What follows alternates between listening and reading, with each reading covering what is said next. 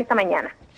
Ok, Lorena, muchas gracias. 130.000 personas evacuadas en un punto de nuestro país que sin duda sintió la fuerza del mar, de un mar que venía desde Asia, una ola que ha viajado casi 17.000 kilómetros desde las costas japonesas. Y conversamos a esta hora con Alfonso Campuzano, oceanógrafo de la Universidad Andrés Bello. Alfonso. Hola, buenos días. Hola, yo creo que la pregunta más básica es cómo una ola viaja esa cantidad de kilómetros y desde Japón es capaz de causar, aunque sea un daño mediano, a una localidad como Dichato. Mira, eso es bastante simple si se entiende lo siguiente.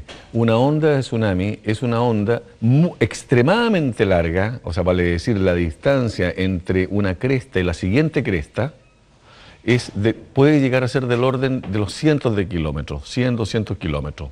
En consecuencia, lo que sucede en el océano es que se levanta lentamente, en el orden de algunos minutos, 1 o 2 metros, cuando mucho, en océano abierto, y luego baja.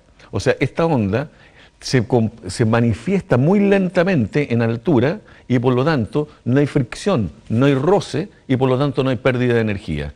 Si no tuviésemos continentes en el mundo y el mundo fuese solamente agua y hubiese un tsunami, este tsunami podría estar durante muchas semanas porque no hay pérdida. La única pérdida de energía es cuando llega a las costas. La ola no pierde fuerza, es decir, no la va pierde ganando fuerza. Con el paso no, de la distancia. mantiene. Bueno, y eso es lo que permite que efectivamente ocurra esto, que pueda recorrer 17.000 kilómetros. Cabe recordar que la experiencia que nosotros tenemos es la opuesta. En el año 1960, de aquí hacia allá salió una onda que costó la vida de más de 200 personas entre Japón y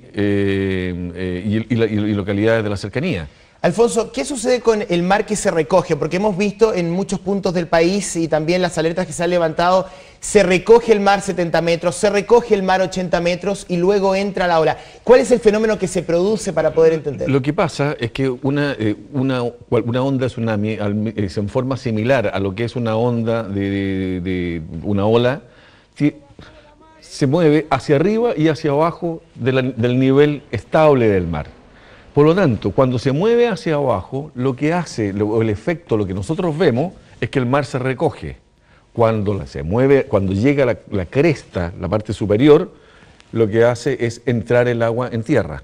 Es decir, ese volumen de agua que se recoge es el mismo que es el mismo empuja. Que entra, exactamente. O sea, vale decir, tanto mientras más se recoja, más peligrosa es la situación. De hecho, en muchos casos se ha reportado que la gente, al ver que se recoge y quedan pescados, peces, crustáceos, va y los recoge y empieza a sacarlos y finalmente muere cuando llega la ola. O sea, eso es un hecho que ha ocurrido muchas veces en la historia y por eso es muy importante el conversar estos temas de modo que la gente logre entender cuáles son los riesgos y cuáles son los comportamientos razonables.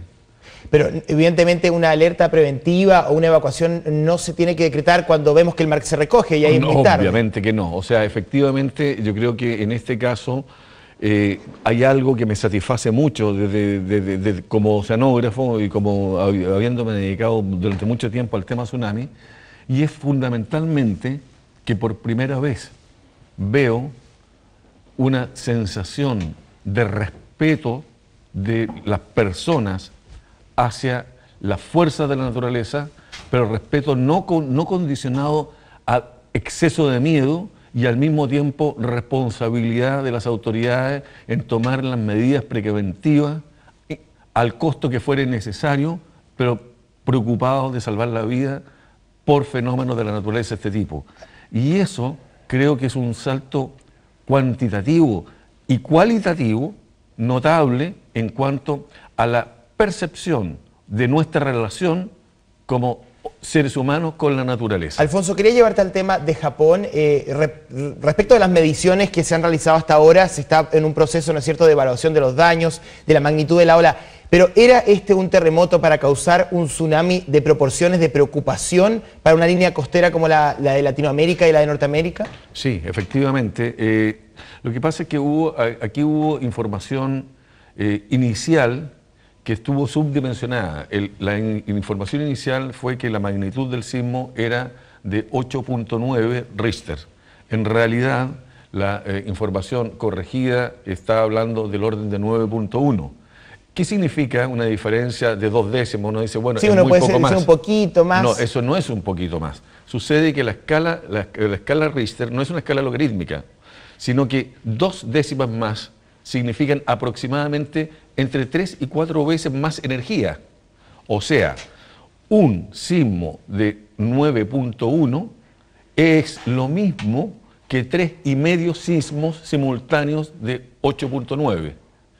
Y eso explica la diferencia importante que ocurre en el análisis de la situación con un sismo de 8.9 a un sismo de 9.1. ¿Por qué ocurre esto? ¿Por qué ocurren estas diferencias o por qué se varía la magnitud de un sismo? Ha ocurrido, por ejemplo, también ocurrió en el caso hace 1 año y un día atrás, el día 11 de septiembre, también se habló de un sismo de una magnitud y luego se cambió. En ese caso fue al revés, fue hacia abajo, en este caso fue hacia arriba. Porque la primera información que se tiene es con pocas estaciones.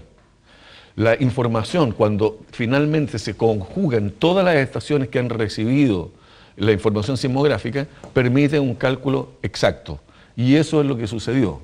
Creo que efectivamente ese cambio, nos pudimos enterar ayer tarde, digamos, casi al empezar la noche, eso es lo que cambió drásticamente la situación. El panorama. Y cambió el panorama y cambió las decisiones que se tomaron. Así es. Bueno, agradecemos a Alfonso Campuzano, oceanógrafo de la Universidad Andrés Bello, por estar con nosotros en esta transmisión especial. Parte de la información que vamos conociendo y contextualizando dentro de la información científica que existe y, por supuesto, las consecuencias que puede haber para la población. Gracias, Alfonso. Correcto. Gracias a ti. Vamos rápidamente a otro punto del país.